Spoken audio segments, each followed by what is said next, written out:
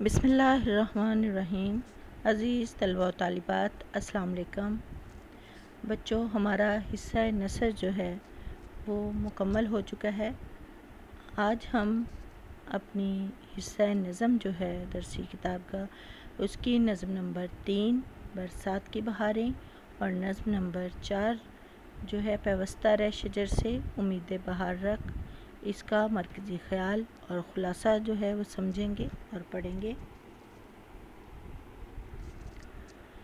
برسات کی بہاریں نظم جو ہے یہ نذیر اکبر آبادی کی تحریر ہے، جو ایک مشہور عوامی شاعر ہیں، کسی تعارف کے محتاج نہیں۔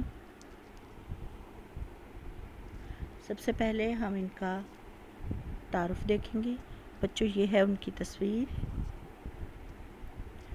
نذیر اکبر آبادی کا اصل نام جو ہے وہ ولی محمد تھا۔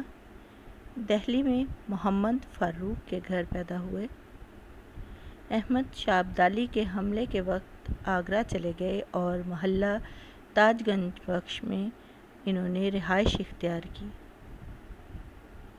خوش نویسی میں ماہر تھے، معلمی پیشہ تھا۔ اپنے دور کے شعراء کے برخلاف مناظر قدرت، ہندو مسلمانوں کے مذہبی تہوار، میلے، سیر تماشے، موسموں، پرندوں، جانوروں، نیز ہر عنوانات پر انہوں کی بکثرت جو ہے وہ نظمیں تحریر کی انہوں نے۔ ان کی مشہور نظموں میں مفلسی، بنجارہ، آدمی نامہ یہ شامل ہیں۔ ان کا دور حیات 1735 تا 1830 ہے۔ 100 برس کی عمر میں انتقال کیا اور تاج گنج میں ہی یہ دفن ہوئے ہیں۔ یہ تو تھا بچوں نذیر اکبر آبادی کا تعارف۔ اب ہم پڑھیں گے نظم برسات کی بہاریں کا خلاصہ۔ برسات کی آمد سے فضاؤں میں خوشیوں کی لہر دوڑنے لگتی ہے۔ سبزے کا لہلہانا، مردہ زمین کا جی اٹھنا، گویا برسات کی دل فریبیاں ہیں۔ شدید گرمی کے ستائے ہوئے لوگوں نے سکھ کا سانس لیا ہے اور برسات کے آغاز سے ان کے چہروں پر جو ہے خوشی کی لہر دوڑ گئی ہے۔ باغ، گھروں کے صحن، راستے دھلے دھلائے سبزے سے بھر جاتے ہیں۔ اسی منظر کو اس نظم میں بھی بیان کیا گیا ہے کہ برسات کا موسم جو ہے وہ بڑا ہی دلکش ہوتا ہے۔ برسات کی ہوا کی اپنی ہی بہار ہے۔ بارش کی بوندیں اور قطرے چمک رہے ہوتے ہیں۔ ہر بات کا اپنا ہی مزہ ہوتا ہے۔ بادل مست ہو کر ہوا میں تیرتے ہیں۔ ہر طرف سبز گھاس کے بستر بچھ جاتے ہیں۔ گھٹائیں جب جھوم کر آتی ہیں تو ان کی بارشوں سے کائنات کی ہر شے تر و تازہ ہو جاتی ہے۔ یہ رنگا رنگی اللہ کی قدرت کا بہت بڑا انعام ہے۔ برسات میں ساری مخلوق اپنے اپنے انداز سے اللہ کا شکر ادا کرتی ہے۔ گویا موسم برسات قدرت کے انعامات میں سے بہت پرتاثیر انعام ہے۔ اب ہم پڑھیں گے برسات کی بہاریں کا مرکزی خیال۔ شدید گرمی کے باعث برسات کا موسم کائنات کی تمام مخلوقات کے لیے کسی نعمت سے کم نہیں ہوتا۔ مسلسل بارشوں سے جو ہے ہر طرف سبزے کا بستر بچھ جاتا ہے۔ گرمی سے ستائی ہوئی مخلوق سکھ کا سانس لیتی ہے اور اپنی زبان سے اللہ کی تسبیح بیان کرتی ہے۔ بچوں، آج ہم نے پڑھا ہے برسات کی بہاریں کا خلاصہ اور مرکزی خیال۔ اسی طرح سے ہم پڑھیں گے اس سے اگلی نظم نمبر 4 پیوستہ رہ شجر سے امید بہار رکھ، جو کہ علامہ اقبال کی تحریر ہے۔ اس نظم کا ہم آج مرکزی خیال اور خلاصہ جو ہے وہ پڑھیں گے اور کل کو انشاءاللہ ان دونوں منظومات کی جو ہے وہ تشریح کریں گے۔ ڈاکٹر علامہ محمد اقبال، جو کہ کسی تعارف کے محتاج نہیں، شاعر مشرق کے نام سے ان کو جانا جاتا ہے۔ شیخ نور محمد ان کے والد محترم اور ڈاکٹر جاوید اقبال کے دادا تھے۔ علامہ اقبال کا پورا نام ڈاکٹر محمد اقبال جو ہے یہ تھا، جو کہ ہمارے قومی شاعر، مفکر اور نظریہ پاکستان کے خالق ہیں۔ سیالکوٹ میں یہ پیدا ہوئے۔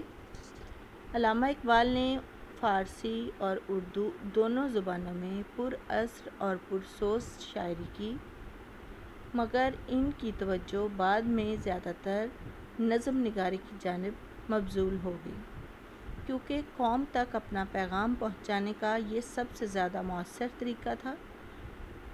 اقبال کا دائرہ فکر، مشاہدہ کائنات اور مطالعہ بہت وسیع تھا۔ آپ اللہ اور سرکار دو عالم حضرت محمد صلی اللہ علیہ وآلہ وسلم کے سچے عاشق تھے، اور یہی چاہت اور عقیدت کا اظہار جو ہے جا بجا ان کے کلام میں دکھائی دیتا ہے۔ علامہ اقبال نے روایتی عشق و عاشقی کے موضوعات سے ہٹ کر شاعری کی، اور اپنی شاعری میں زندگی، کائنات، خدا، ابلیس، عقل و خرد، تصوف، قومیت، مرد مومن اور خودی و بے خودی کا فلسفہ پیش کیا ہے۔ علامہ اقبال کی اہم تصانیف میں بانگ درا، بال جبریل، ضرب کلیم، پیام مشرق، زبور عجم، جاوید نامہ، ارمغان حجاز، اسرار خودی، رموز بے خودی، شکوہ، جواب شکوہ جو ہیں یہ شامل ہیں۔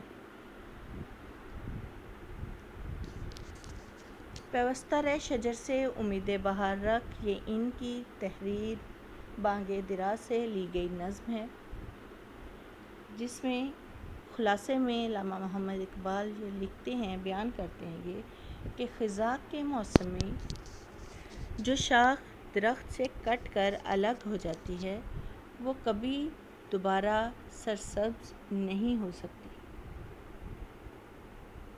اور اس کو زوال دور خزاں کا سامنا اور اس کو لازوال دور خزاں کا سامنا کرنا پڑتا ہے۔ اس ٹہنی پر کبھی بھی نئے پتے اور پھل نہیں لگتے۔ اے مسلمان، تیرے باغ میں بھی خزاں کا ایسا ہی دور جو ہے وہ چھایا ہوا ہے۔ ہر طرف قحط الرجالی کا دور دورہ ہے۔ اس باغ میں کوئی پھول یا پھل کھلا ہوا دکھائی نہیں دیتا۔ یہاں پرندے بھی اب نغمہ سرائی نہیں کرتے۔ اگر تو بہار جاوداں چاہتا ہے، یعنی ہمیشہ کے لیے بہار چاہتا ہے، تو اپنا رابطہ امت مسلمہ کے ساتھ استوار رکھ اور اپنے اس تعلق کو مضبوط کر لے۔ اس لیے درخت کی اس شاخ سے سبق سیکھ جو شاخ خزاں میں بھی بہار کی امید پر درخت سے جڑی رہتی ہے۔ اسی طرح تو بھی زوال اور پستی کی حالت میں قوم اور ملت سے وابستہ رہ کر ہی بلندی اور ترقی کی امید جو ہے وہ رکھ سکتا ہے۔ جس طرح درخت سے جڑی ہوئی شاخوں پر کبھی نہ کبھی ضرور بہار آتی ہے، اسی طرح تجھ پر اور تیری ملت پر بھی ضرور بہار آئے گی اور عروج کا سورج طلوع ہوگا۔ اب پڑھ لیتے ہیں اس کا مرکزی خیال، جس میں علامہ محمد اقبال ہمیں درس دے رہے ہیں کہ جس طرح درخت سے الگ ہونے والی شاخ جو ہے وہ دوبارہ سرسبز نہیں ہو سکتی، اسی طرح جو فرد اپنی قوم سے رشتہ توڑ لیتا ہے، اس کا وجود ختم ہو جاتا ہے۔ چنانچہ فرد کو اپنی اور اپنی قوم کی بقا اور سلامتی کے لیے اچھے اور برے ہر طرح کے حالات میں اپنی قوم سے وابستہ رہنا چاہیے۔ جی بچوں، آج ہم نے پڑھا ہے برسات کی بہاریں اور پیوستہ رہ شجر سے امید بہار رکھ، ان دونوں منظومات کا مرکزی خیال اور خلاصہ۔ کل کو انشاءاللہ ہم اس کی تشریح سے شروع کریں گے، اور اس کے ساتھ ہی اب مجھے دیجیے اجازت، اپنا بہت سا خیال رکھیے گا، کل تک کے لیے